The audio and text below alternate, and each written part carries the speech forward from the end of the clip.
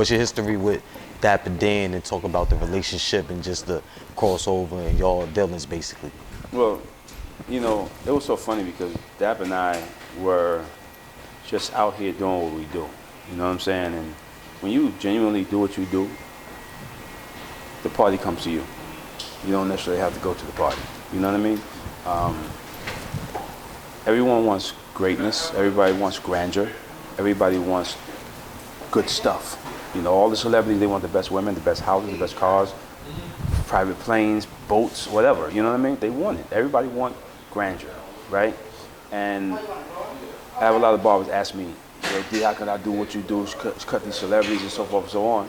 And excuse my language, but I always ask them, and I just say it like this just because I want the shock value. I say, who the fuck are you? Mm-hmm. You know what I'm saying? That's fast. Who the fuck are you? So I then explain to them that in order to be around these people, you have to become someone. You have to become somebody. If you're not, or if you don't, you're going to be overlooked. No matter how good you are, you can be better than me, and you can get to cut this person's hair, but he won't call you back. You understand what I'm saying? He'll call Denny Moe. I've literally heard him in the backstage in concerts be like, nigga, I got Denny Moe with me, man. Who cutting your shit? You know what I'm saying? And that was dope for me. I never let it go to my head, because a lot of the celebrities, believe it or not, they treated me like a celebrity. So you have to create something. You have to be somebody, and you can give them that greatness. You know what I'm saying? You can be a part of their greatness. Don't go out with no celebrity and beat jewelry up and do this and do that and do what they do, because you're not them. And if you feel like you're shining, their light, their shine is illuminating you because it's so bright to a point where you think you're shining. You're not shining. As soon as that tour is over, as soon as that album is dead, you're turning into a pumpkin again. You know what I'm saying? And then you want to live that lifestyle, and you can't maintain it. I never. I used to tell the people that I was with, yo, stop. They going to malls in every city.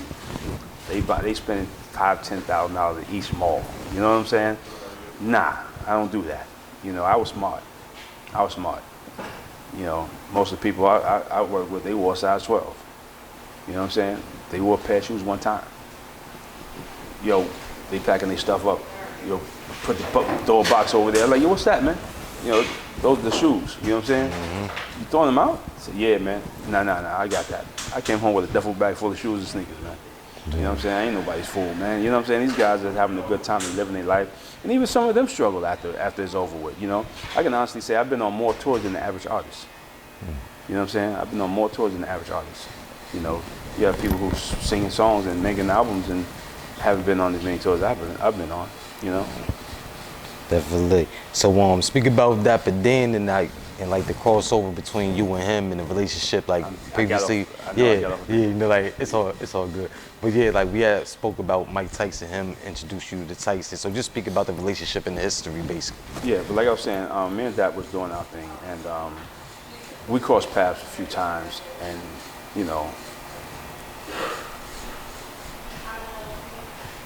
he had called me. I think like the second time, but if you've seen Smooth B's interview, he was there, so he called me as well, and I went down to Daps and I cut Mike Tyson, because let me see how can I explain me and Dap, our relationship. We were always just two cool dudes who just, when we saw each other, we acknowledged each other, we spoke to each other, and he saw I was doing something fly. I saw he was doing something fly. So, like I said, we were just two fly guys, in the background of it all. I could sit back and say, I cut the shit out that hair.